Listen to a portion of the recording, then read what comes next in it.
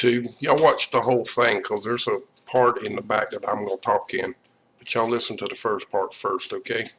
So y'all hang in there and listen to the robot and then listen to the other stuff, okay?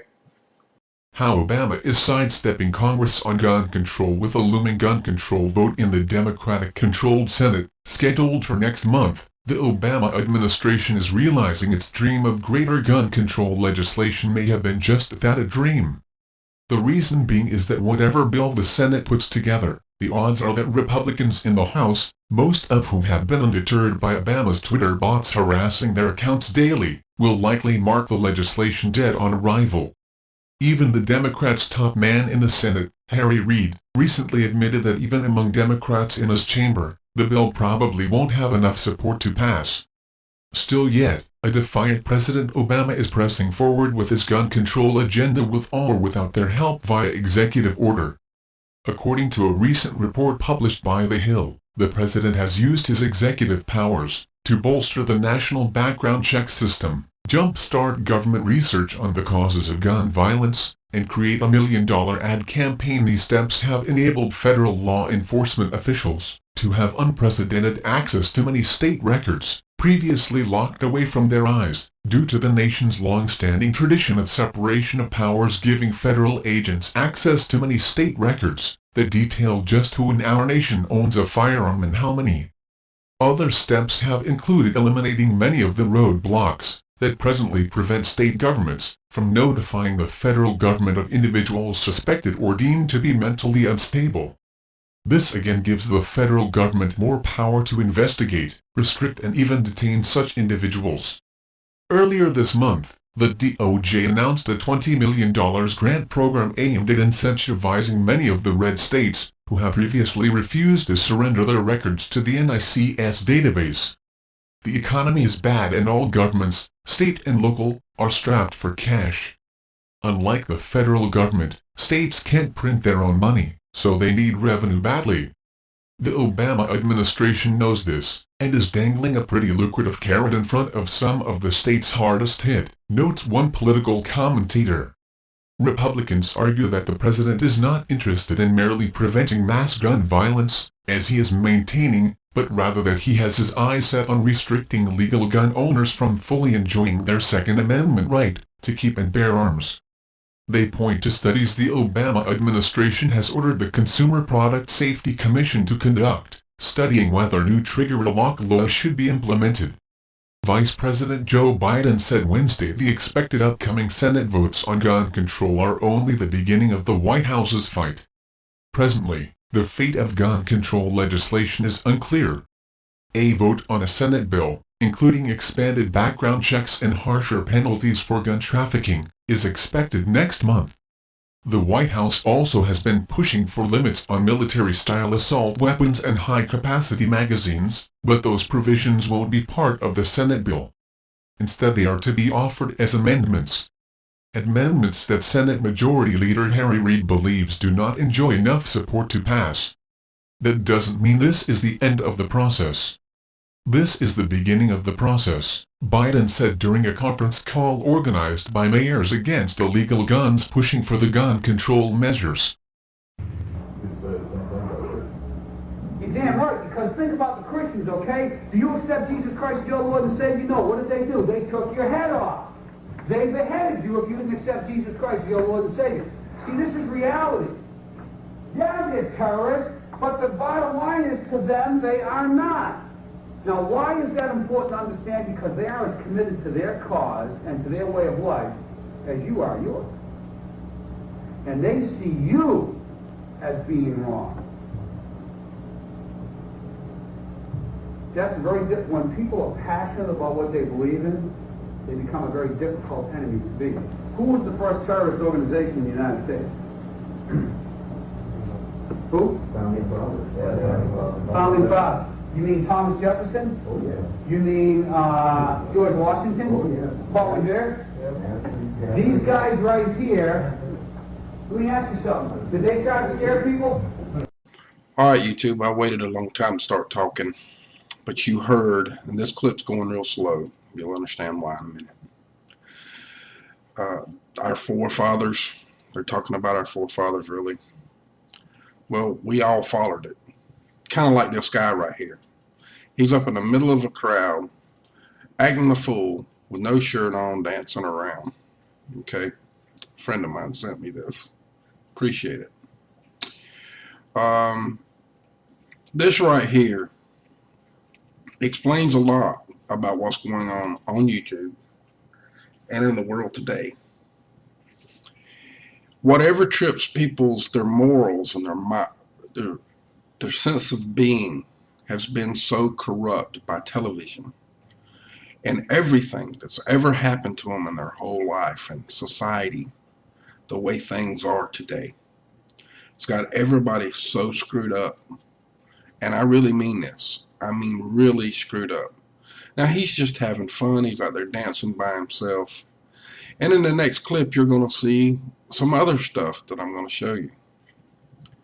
But the point that I'm trying to show y'all is that guy was having a class with police officers, teaching them that people that believe in the Constitution and the Second Amendment are terrorists. And that was in 2001, when all of us people out here were trying to wake y'all up.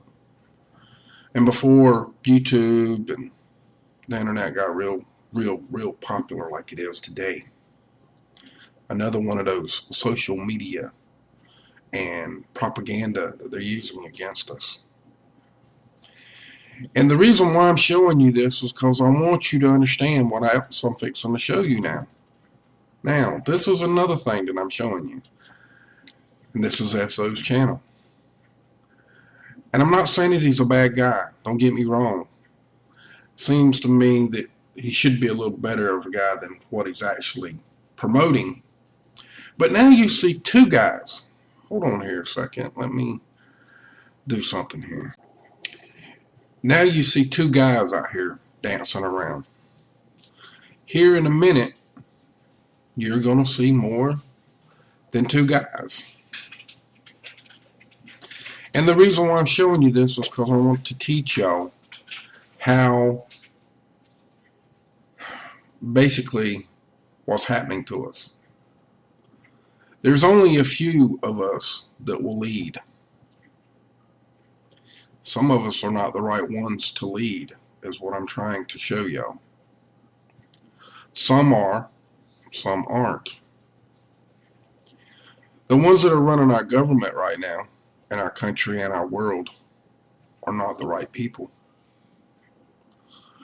I'm sorry I'm saying that to y'all, but it's the truth. I'm not saying that I want you to follow me because I'm a better leader than they are. That's not what I'm saying at all. Don't misunderstand me. What I am trying to prove to you, though, is how things really are in this world. We don't have two guys now, we have three.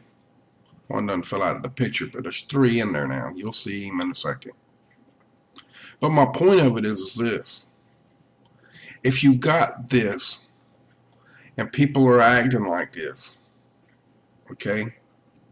They're happy, free, they're just, doing whatever makes them happy.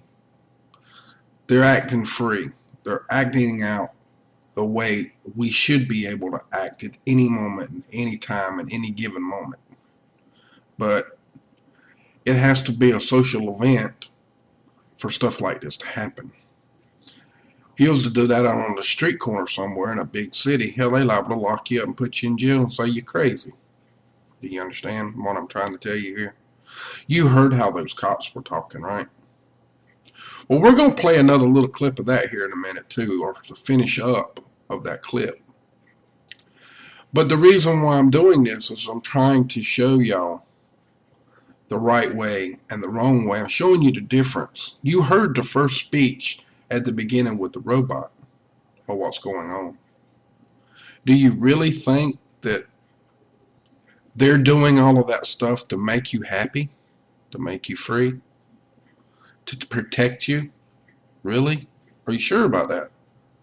Are they really doing it to protect you and make you free? No, they're not. And now you got three guys. The guy without no shirt was the leader. You understand? He's the one that started it. All of you've been to a club before, nightclub, and nobody's dancing, they ain't had enough drink, you ain't got nobody that's got enough nerve to jump out there on the dance floor without having a drink in them. But after one person gets up there, then you get, well, not one person, but you get a couple up there dancing. Before you know it, there's a whole bunch of them up there. But it always takes that first one that has the balls to get out there and dance first, knowing that they're not pro dancers. They don't want to get out there and dance in front of people because they don't really know how they're out there dancing like these guys, you know, just jumping around. Now you got 5, 6 people out there now. You see how this is happening? One crazy boy without a shirt on got out there and started dancing. See what I'm showing you here? This is how this happens, folks. This is how life happens to you. This is what's going on with us. This is why we, the people, we follow whatever. If it don't trip our trigger, we don't follow it or we don't lead it. It takes people to get out here and keep pushing the information until it gets out. That's what I do. That's what a few people do. SO does it. He got big.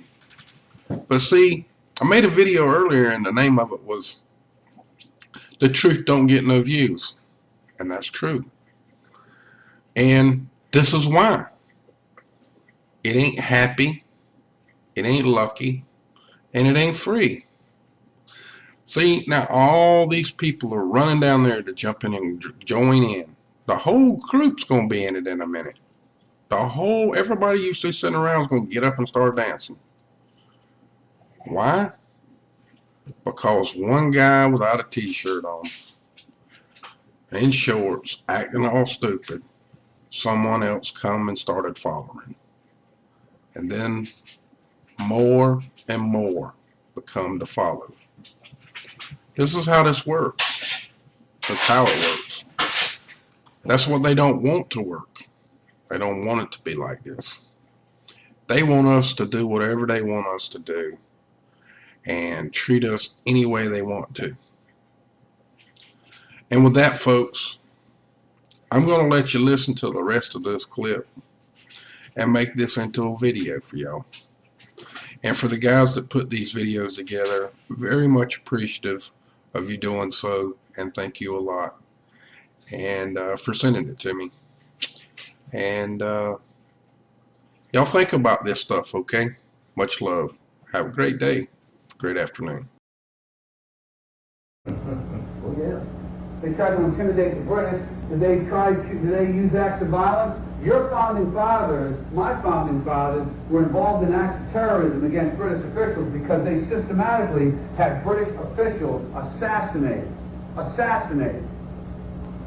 The guys who we call our founding fathers, George Washington, Mr. Honest, who cut down a cherry tree and admitted it, is the same guy who signed death orders, if you will, on members of the British government, the British Crown, who they wanted to eliminate because politically they had influence in certain pockets of the United States, at that time the 13 colonies, and they wanted to divide and conquer. They may get a whole lot of civilians, and hey, I'm going to be honest with you, okay? If they killed 10,000 civilians tomorrow with a biological agent, that's too bad for them.